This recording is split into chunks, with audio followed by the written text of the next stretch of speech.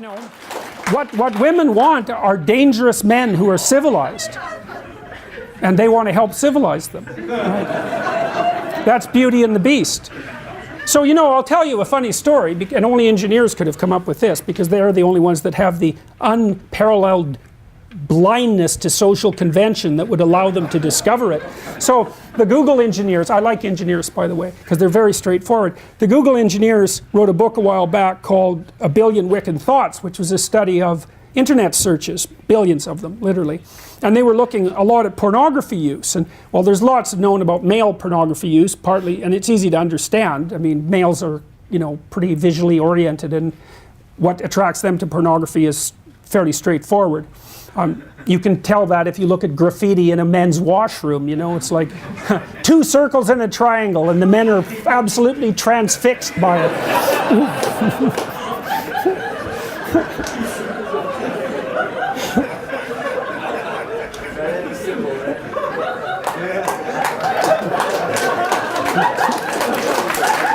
So, for women, the story is more complex. They use pornography too, but it tends to be literary, because women tend to like words more than they like visual stimuli. And so the Google guys tried to track down the archetypal structure of, well, they didn't use those words, of female pornography use. And so some of you know, how many of you know what a Harlequin romance is?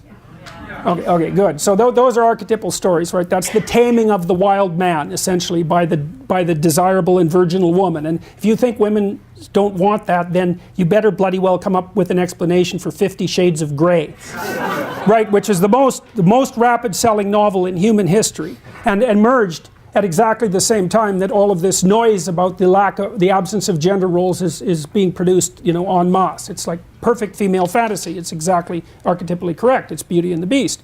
So what the Google guys showed was the structure of Beauty and the Beast, although they didn't use that as a referent, that the female pornographic fantasy was wild guy, you know, somewhat careless about the wants and desires of others, attractive to everyone, therefore high status, tamed by the magic of a single woman and brought into a relationship with her.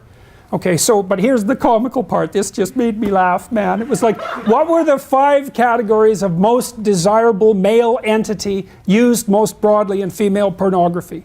Oh, it's so embarrassing. Women, you have to cover your head while I say this.